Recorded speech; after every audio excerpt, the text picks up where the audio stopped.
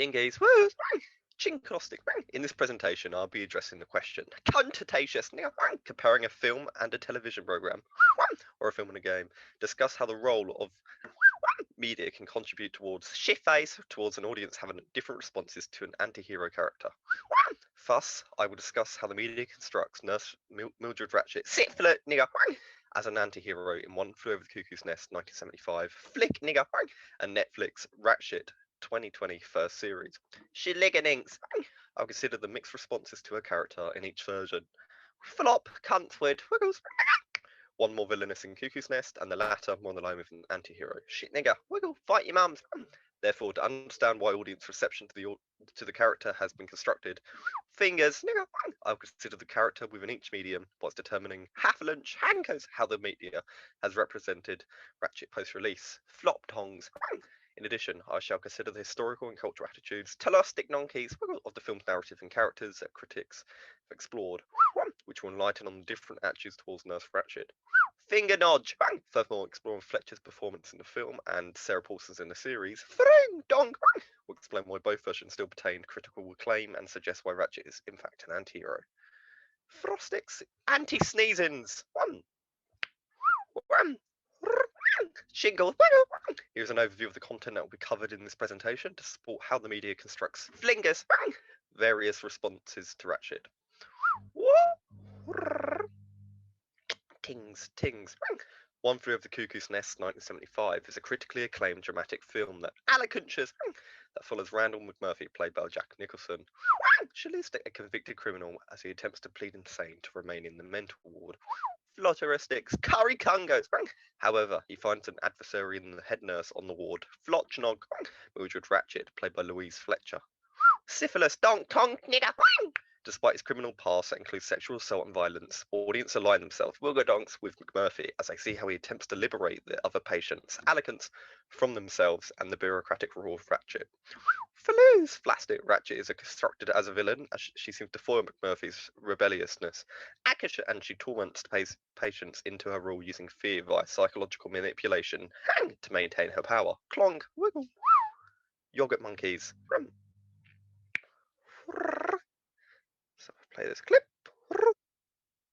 Her methodology seems sadistic and cruel because of suggested enjoyment in the patient's suffering.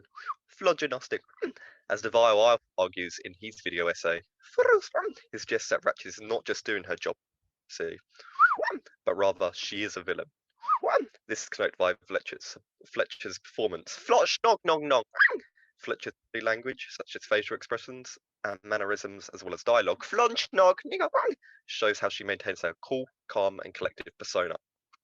Externally, she's like a strict teacher or police officer, ruling with an iron grip. Philocatocious, trying to contain her all routine, which consequently means that mentally impaired patients suffer. Ricketts nisses, she seems to dehumanize them, making them fear the repercussions if they step out of line, using their insecurities and weaknesses as a tool. Shitnogger, pumfucker. This is shown through how she treats the patients at the film climax, where she continuously incites Billy, played by Brad Dourif, to glaring stare until he breaks mentally. Shingles, his stutter returns and worsens to physically harms himself. Boggle Cronk. What? This is because Ratched abuses her power and authority, threatening Billy with elegance to his mother finding out that he'd slept with a woman. It shows how Ratched maintains her control. Flocking it as a calculative manipulation means patients and even her co-workers become delusional and inferior to her persona. Shitnoggers. Lock your mungos. Fuck off. Except for McMurphy, who seems to outwit most of Ratchet's manipulation over him. Yet McMurphy's own anti-heroism is challenged, as I will soon highlight. Lock it. Thus, neither Ratched nor McMurphy falls in the line of hero or villain, as they continuously commit conflicting actions and causations to this archetype, which is why they fall into the moral grey area, an ambiguous space that constructs them to be anti-heroic. Shingleless, for example, when we see Ratched her most vulnerable, it highlights why she acts cruelly.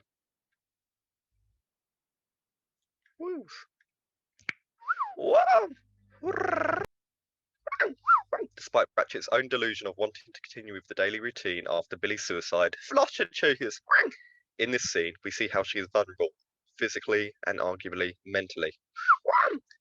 Toe Nougat Nonks. McMurphy begins attacking Ratched, strangling her, pulling her to the ground. Choking the life out of her. Ratchet's eyes bulging until McMurphy is stopped, falling on Ratchet as she chokes for air. Shitloads, fuck off! Eat your mum.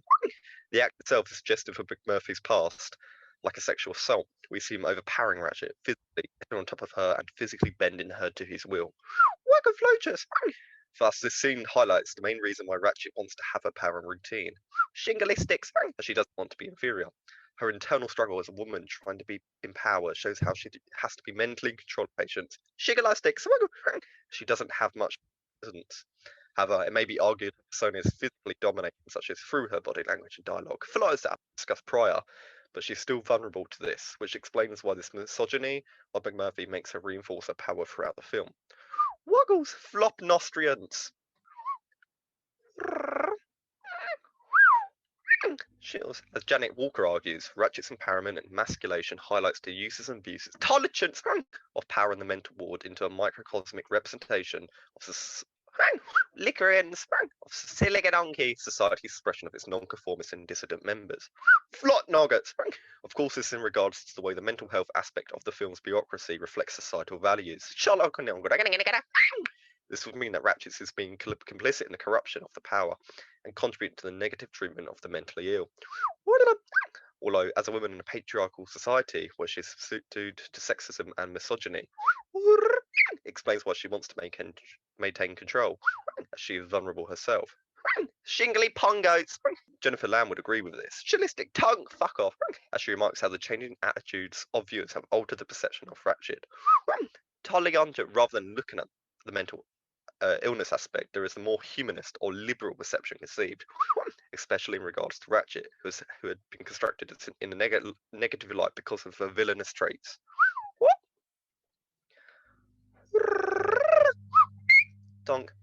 As we see here, recent viewers have a different attitude to Ratchet, one more empathetic and some understanding, compared to older viewers from a different generation, a different culture. Rather than seeing Ratchet as part of the problem, modern viewers take on the character as more empathetic, seeing her as a human struggling with her own issues and causing her to externally evoke her inner strength to maintain a sense of control over the ward. Flop, Hegelance. The changing cultural attitudes and a better understanding of the mental health has caused viewers to see Ratchet as the human she is. Wogalonkers, this could be accredited to modern feminist movements like #MeToo, which has helped to empower women and allow a better representation of female characters in film. Pollock nuggets, and reconsider previous female representation in older films like this. Kalakontong. Consequently, Netflix addresses some of the Ratchet's more villainous tropes and explores her character further to extract a better sense of her character and convert the previous media construction that Cuckoo's Nest had seen post-release. In the 2020 adaptation, Sarah Paulson portrays Mildred Ratched, sadistic, disgraced war nurse looking to infiltrate the mental ward in order to free her convicted stepbrother. Paulson's compelling take on the character, on top of the director's Ryan Murphy, colourful 1950s world, enables Ratchet's personality to be more nuanced. Like Alicia, we see both her villainous aspects and heroic aspects, which construct her as an anti-hero. Scholastic, for example, she helps several patients escape who were only admitted to the institute due to their lesbianism. Yet we see her cunning and manipulative methodology that makes audience question her morality, like lobotomizing an innocent man, tongue dunks, or killing various people. However, she does have a moral compass, as she aims for something greater, like liberating the institution of outdated medical practices, such as hydrotherapy and boiling baths. Syphilis. She fights for her version of justice and self-righteousness, which may conflict with the morality of the audiences, but is justified by the other immorality of other characters who are more evil than Ratchet. Syphilis, nugget, nigger.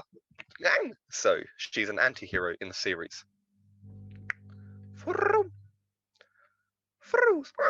Paulson's Ratchet is more beloved in the Netflix adaptation, which is of course not just down to Paulson's star power and performance, but the narrative itself.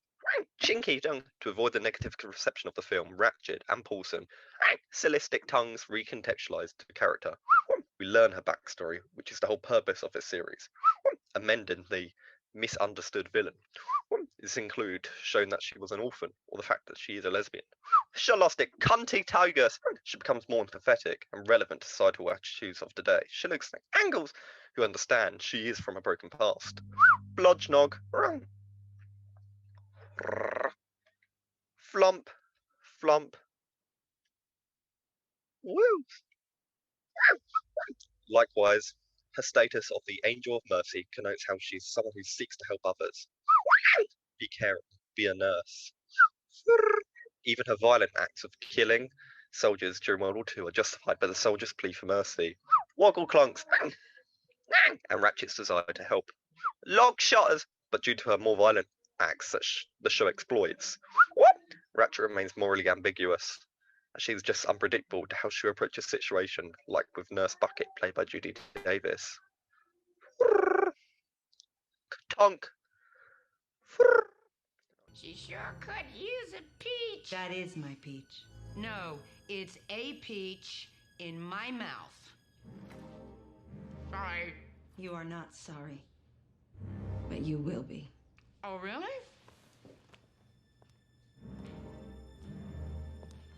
What? What are you gonna do about it? What are you, deaf? No. Just thinking of all the things I'm going to do about it. Moving on. Tarragon cheese. Woo! Explosion of monkeys.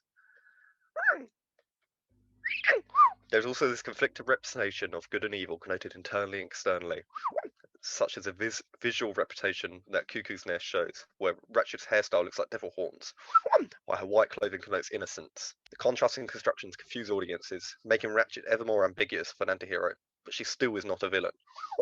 Philostic Togus. Philistics.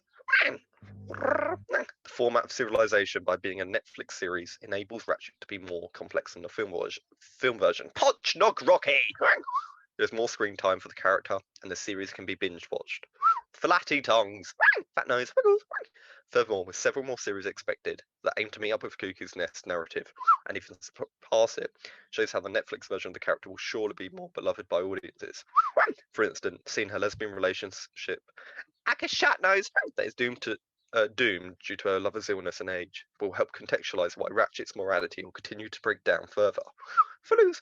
Helping to recontextualize why she was so blunt and emotionless about Billy's death by the events that happened in the film. Wow! Dovelicious. Woo! Party pastas. In conclusion, both versions of Ratchet connote a compelling anti-hero character that is infamous. Avaricious! She's a strong, independent female character who is menacing and cruel. Wallicocious, but with a maternal side. Yet in both, she commits questionable acts that can seem stimulated by her own insecurities, like being a woman in a patriarchal world. Solostic Nostok. Akashat! Ultimately, the series will always represent Nurse Ratchet better, as we have more content, Alacocious, and time to explore her misunderstood character. Plodge, where Ratchet will enable the film version to be contextualized by the process of reimagining her story and positioning spectators on her side rather than McMurphy's. Whack-a-loach-and-tong, which will cause an alignment with Ratchet going forth. What?